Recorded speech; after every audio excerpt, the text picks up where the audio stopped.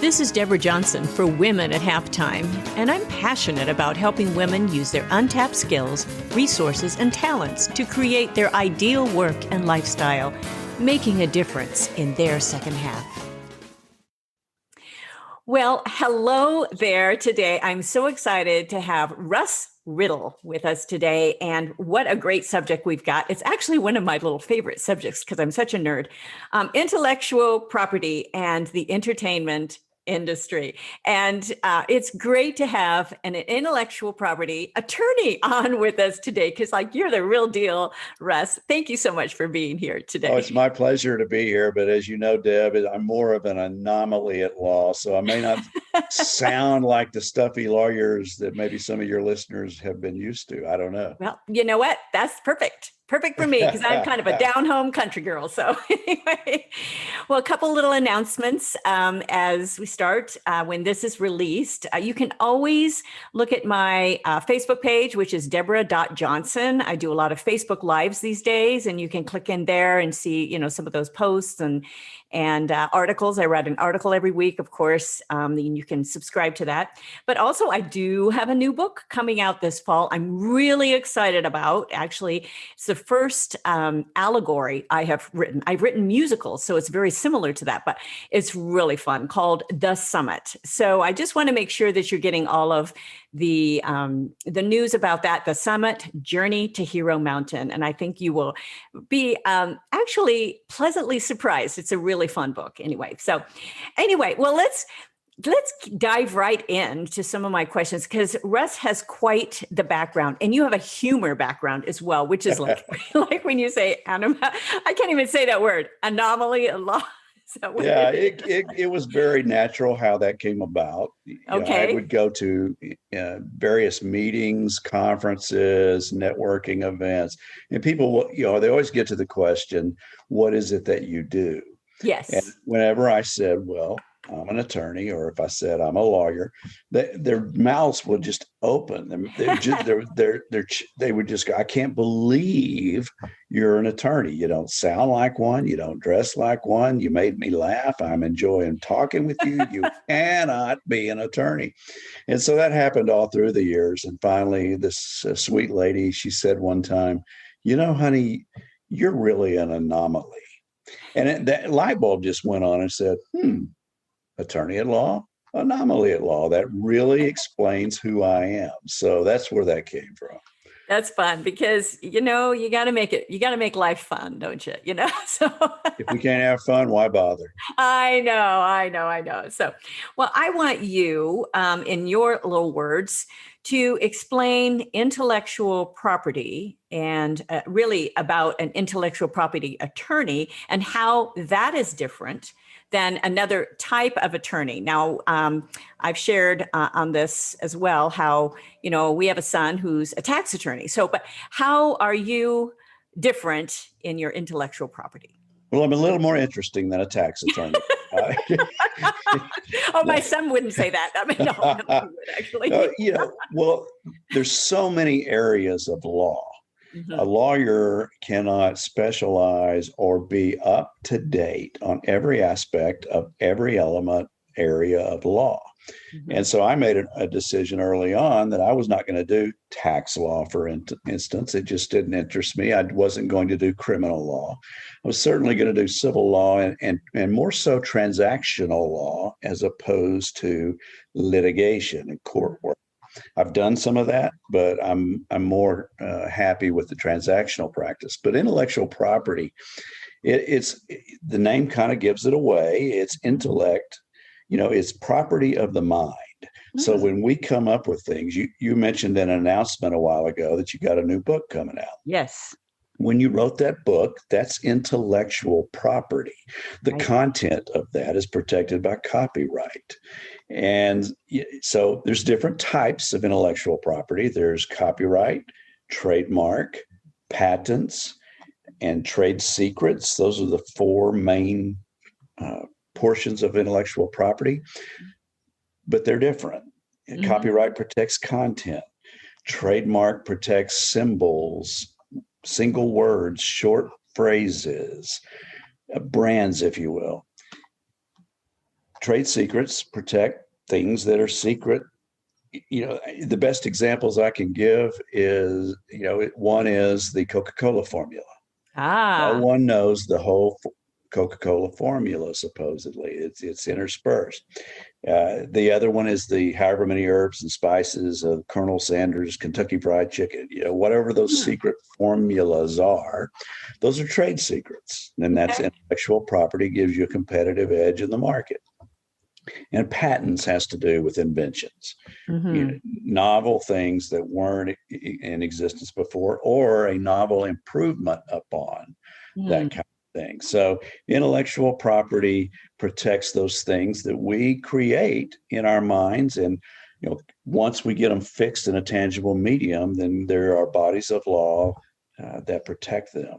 So I'll stop there. I could talk forever about it, but I don't know if that answered your question.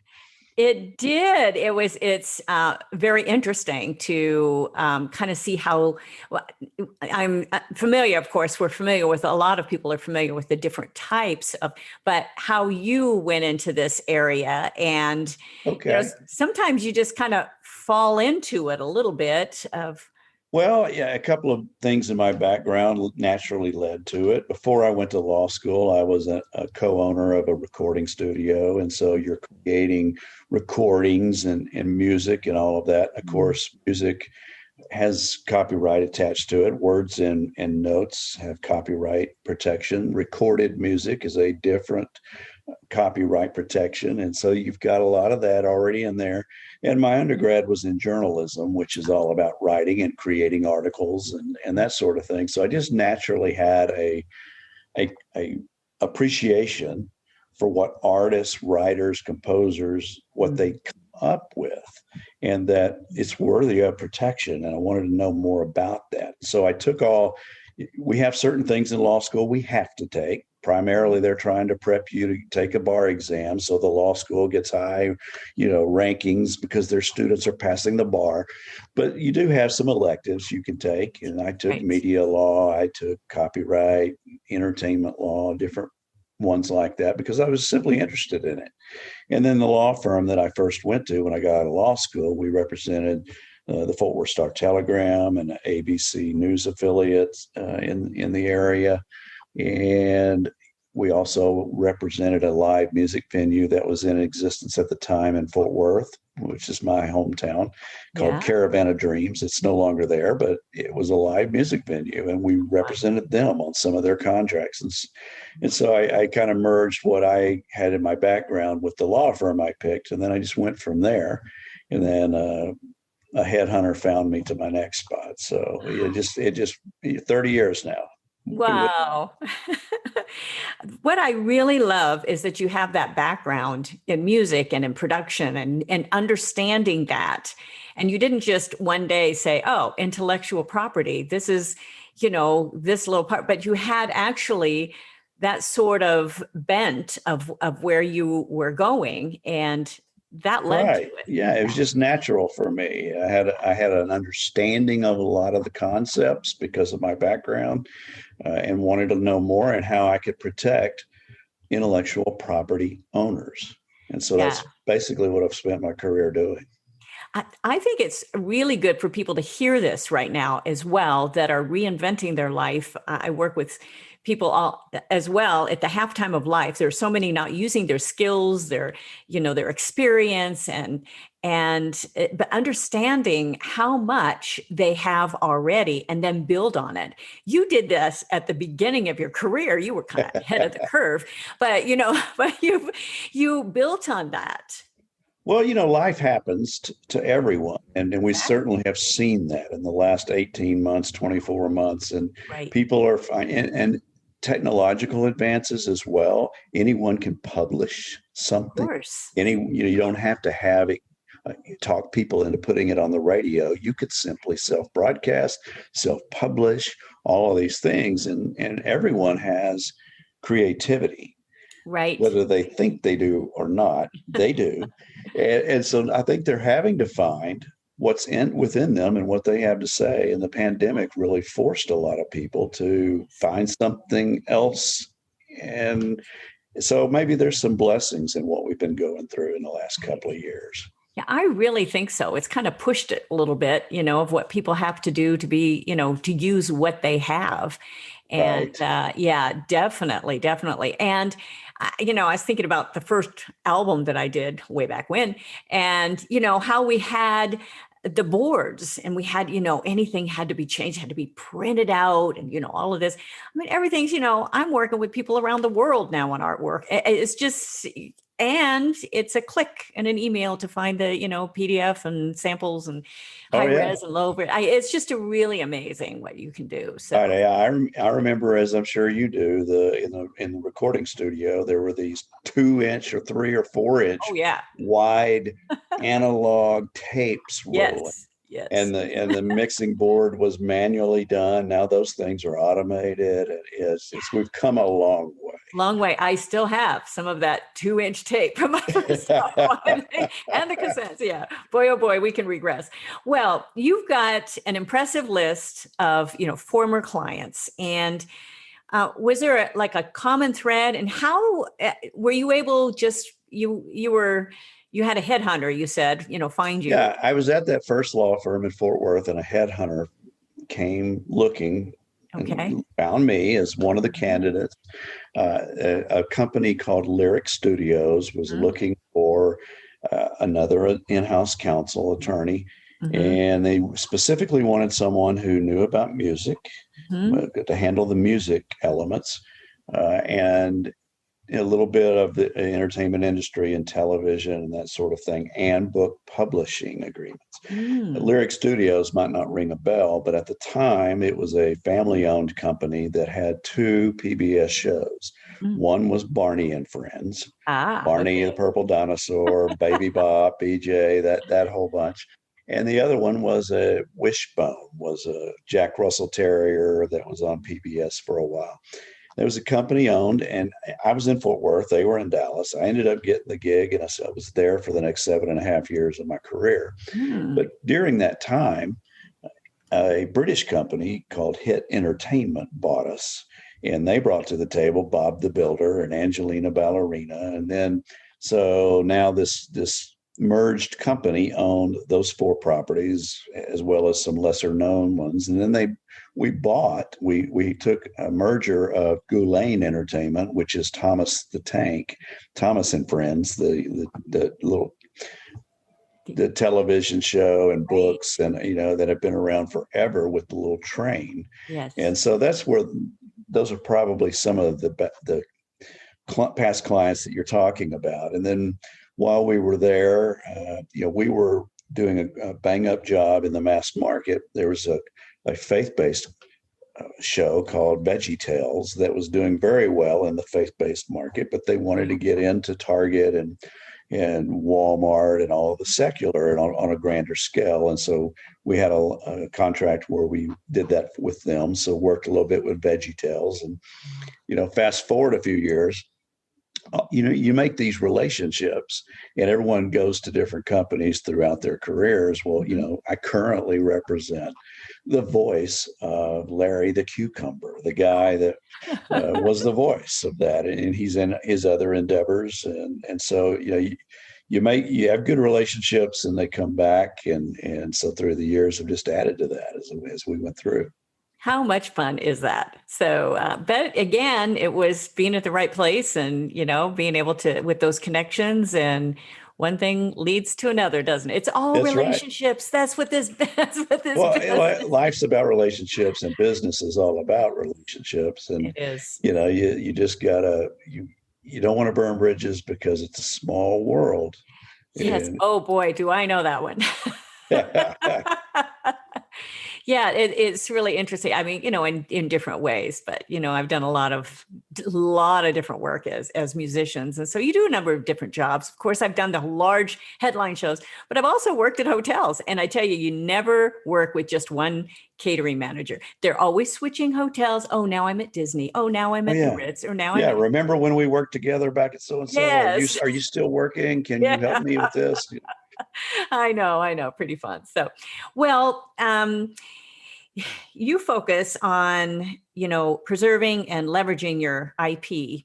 But I'm going to kind of combine this with, does any creator or inventor need an IP attorney, and when? So kind of, that's a loaded question. It is, and we could talk for days about it, but just in a nutshell, you need an intellectual property counsel at some, early on is better than later.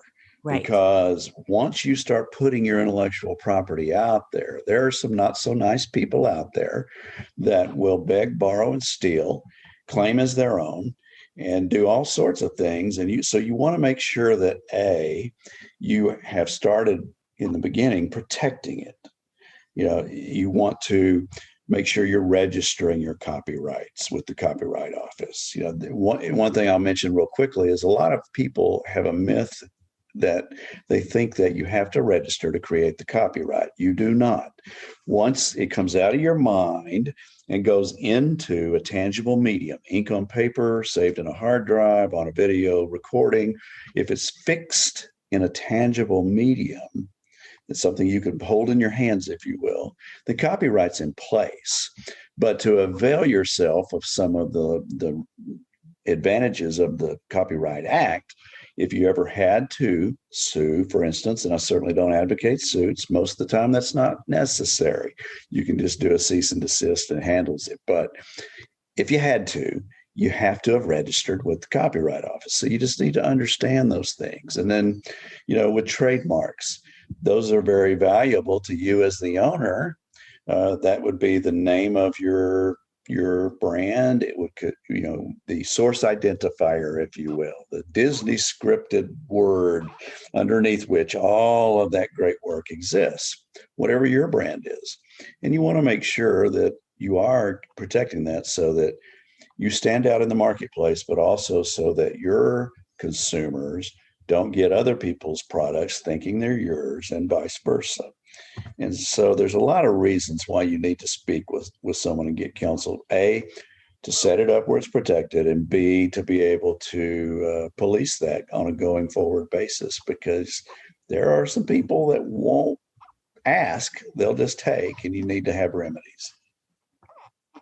Very true. And it's so funny, right before we started this, I'm pretty authentic and raw on my recording. And I told you that my weed blower was going to come by, my gardener, and they are appearing. So I anyway, sense that you had muted just then. I think they have the loudest weed blower I've ever heard. And of course, it's just right outside my office, but that's okay. It could be Bob the Builders. Who knows? That's right. That's right. So, well, you've already kind of pulled back the curtain a little bit, and I usually write an article with every interview as well. And I will kind of briefly explain the difference with the trademarks and with the copyrights and all of those and some of those links. So I think that's very valuable for anyone creating anything. Do you have any more to explain that with the attorney's perspective? I especially. I'll just talk a minute because I heard your weed blower and then I heard you mute. It's best you'll spend a little bit of money investing in your business to get some sound legal counsel about your very valuable assets. Your intellectual property are your greatest assets aside from your people if you have a staff. But, without it, you have nothing to sell or leverage. And so you want to make sure you're doing it right, but it's better. You'll have a smaller investment on the front end than you will when you have a problem. Someone has already taken it or whatever happens in the end. And then you come and say, fix this. Well, fixing this on the back end is more expensive. I mean, it's kind of like your car.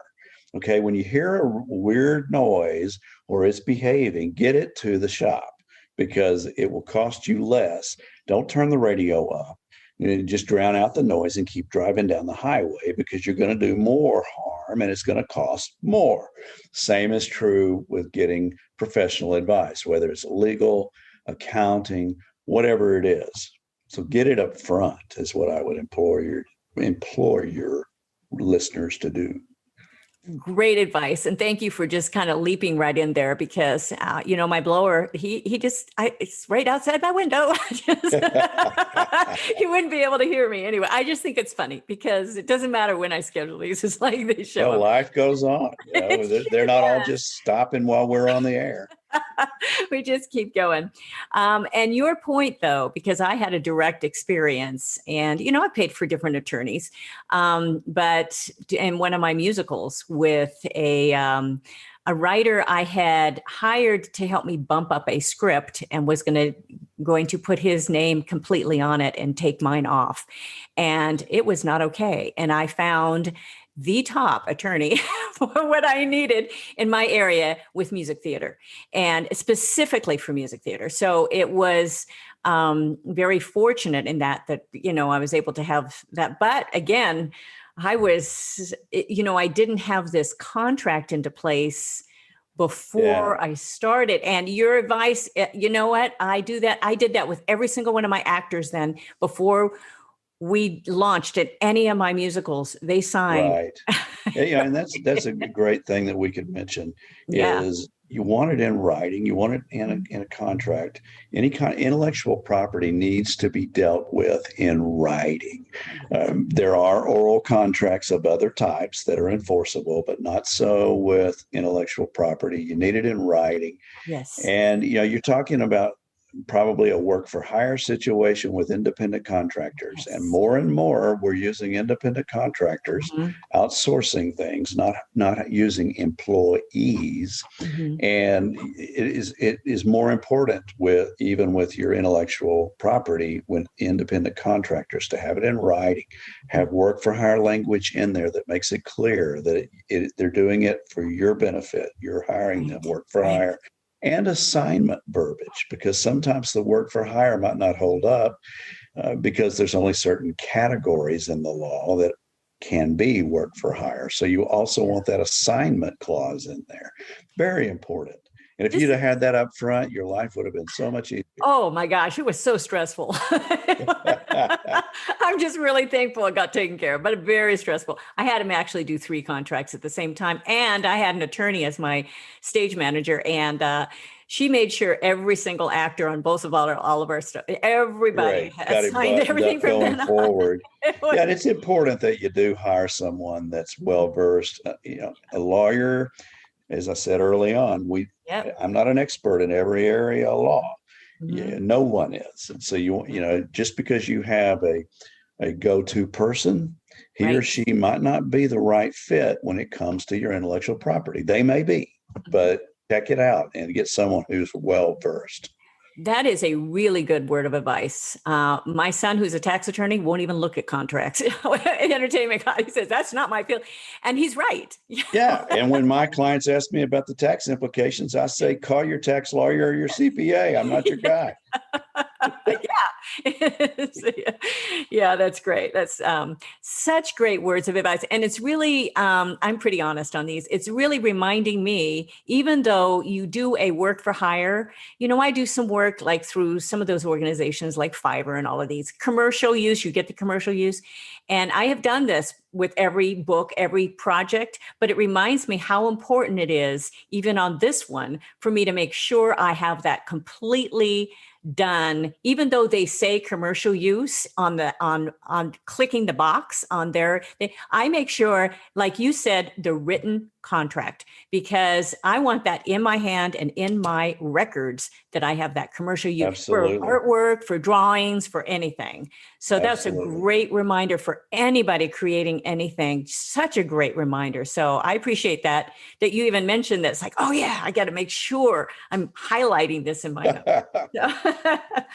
So, okay, so I think we've really covered, but I want to get a couple more questions here without going all day long, because I could just talk to you all day. I mean, Russ, this is great. This is fun. Yeah, it's good to catch up with you again.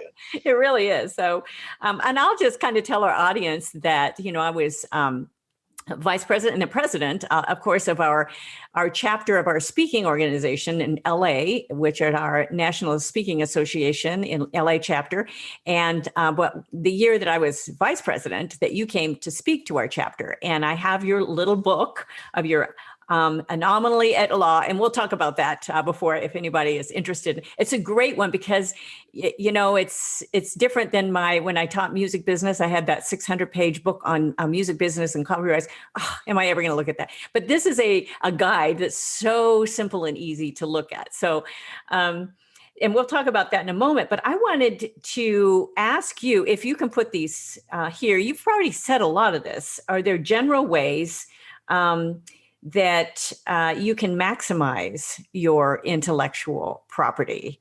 Sure. Yeah. A lot of my clients, and you mentioned our relationship through the National Speakers Association. A lot of my clients are in the speaking industry. They're either keynoters, consultants, coaches, facilitators, trainers, that sort of thing.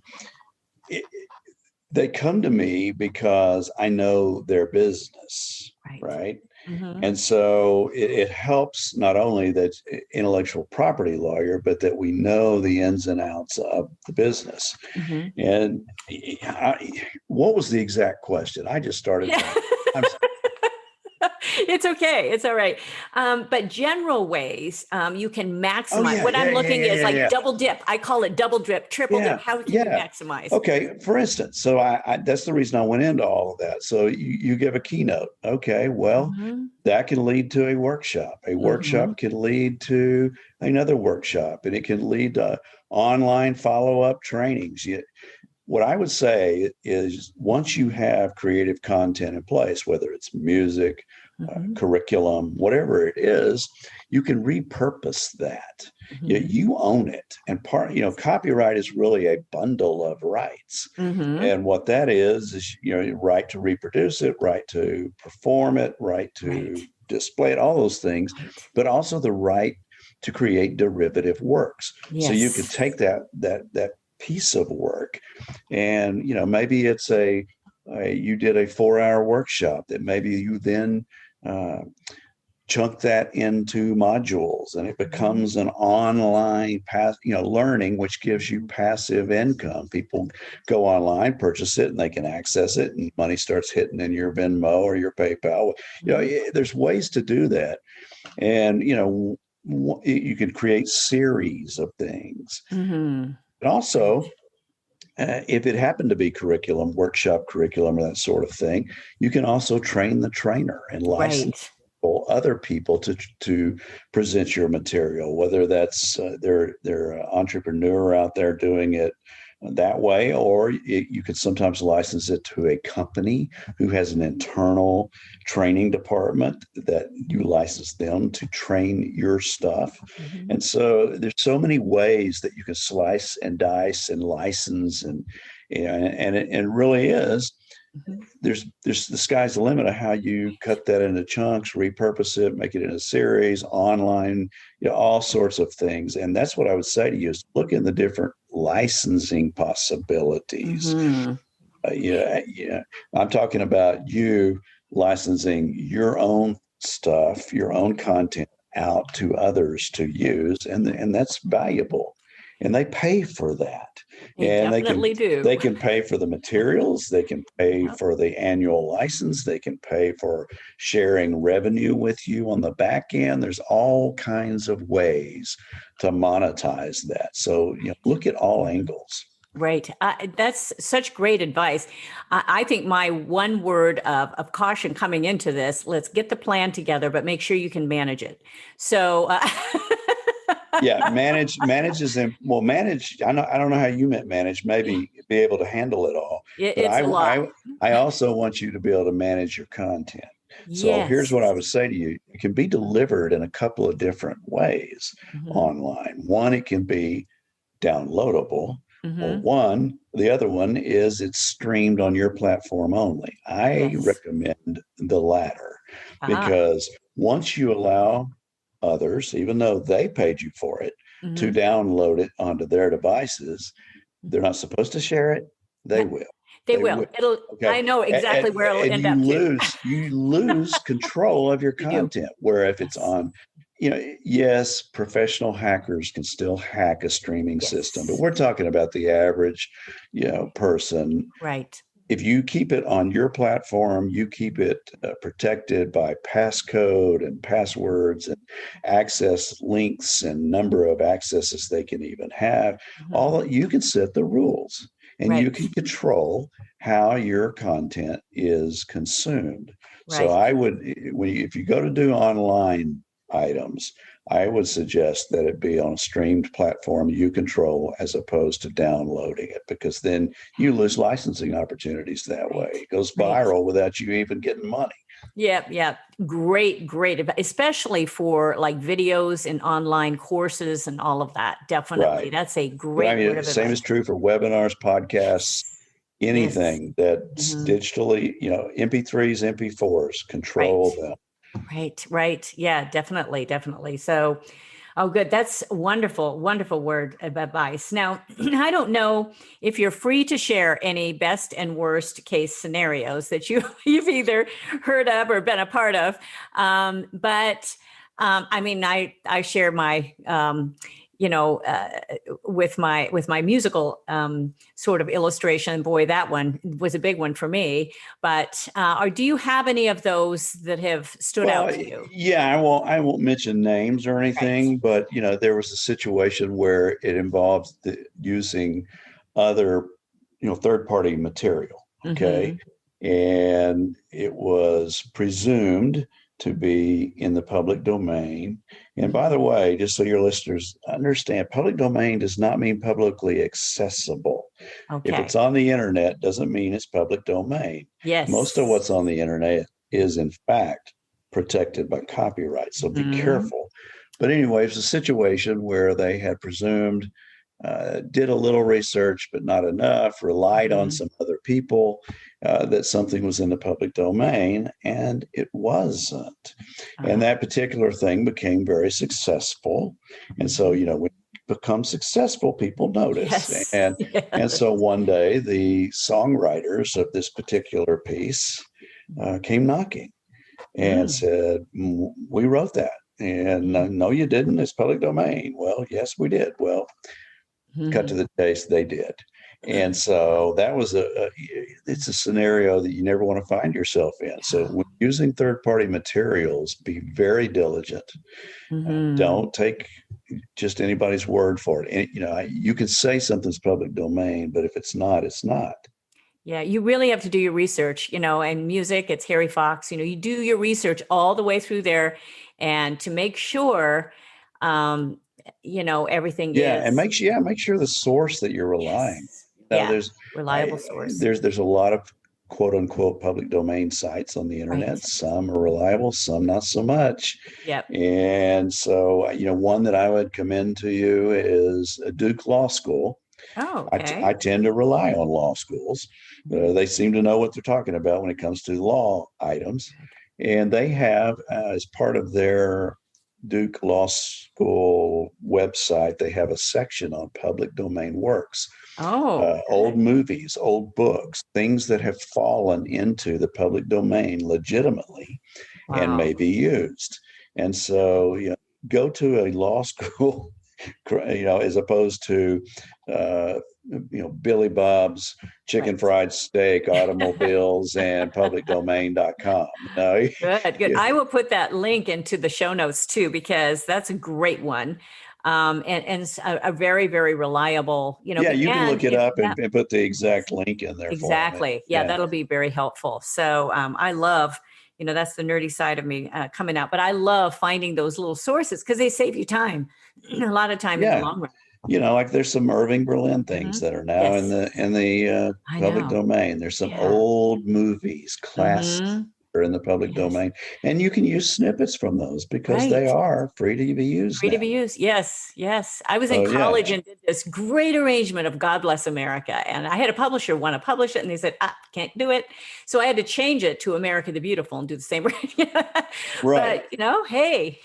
Well, and you mentioned a great thing, and maybe this is going deeper than you wanted to in the Mhm. show, but an original work can be in the public domain, but Yes. a new translation or a new arrangement or something Right. like that of a public domain piece Hmm. that particular arrangement or translation is not. I mean, I could give you an example, like let's just take the Holy Bible. Obviously, the original language versions of the Holy Bible would be in the public domain, but there are modern day translations. Those translations are not Oh, the original. interesting. Same thing like Shakespeare. The original Shakespeare works in his very words, obviously, would be in the public domain by now. But if a particular new parody or rendition of it or something is done by Random House or whomever, that particular translation of a public domain piece is not public domain. You see what I'm saying? Yes. So really, I mean, it really is a complex thing. You've got to be really certain where you're sourcing that from. So yeah, that's where if people tend to anybody's listening, stumble. if our listeners got one thing out of today, that is a huge one right there, because you will save yourself so many headaches by just doing that research first. And that was kind of illuminating to me too, about the original and the arrangement. Yeah. You know, like the Old Testament, for instance, was in Hebrew. The New Testament was in Greek. If you were using the original Greek or Hebrew, you're fine. Yeah. But we're not going to do that, probably. We're going to go look at one of the translations, which is the translation version is protected. So, interest. That is that's a great illustration on that too. So really great illustration. So, wow, we've had a great time today. Again, I could go all day, but anyway. Well, maybe we'll have a part two one Part day. 2 of this. We probably will. We probably will. Well, let's, I want you to leave one word of advice, kind of, to give our listeners before they show their work to the world. If you can give them, maybe one basic thing to make sure they think about. And also, how can people learn more about you? And you've written some books, and I'm sure they're all on I've looked at your website, russriddle.com, but just kind of give us a little bit of that, kind of a word of advice, how people can contact you.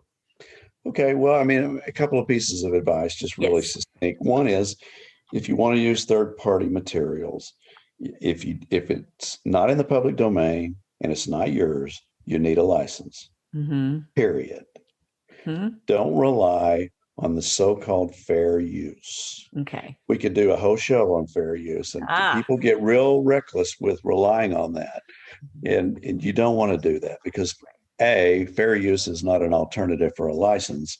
It's an affirmative defense in an infringement lawsuit. And you won't know if you're right or wrong until the court says you're right or wrong. And you just don't want to go there. And for the other thing is, I would say, if you're creating your own materials and you've given birth, if you will, to something, it's your baby. And you wouldn't want people taking yours or abusing yours.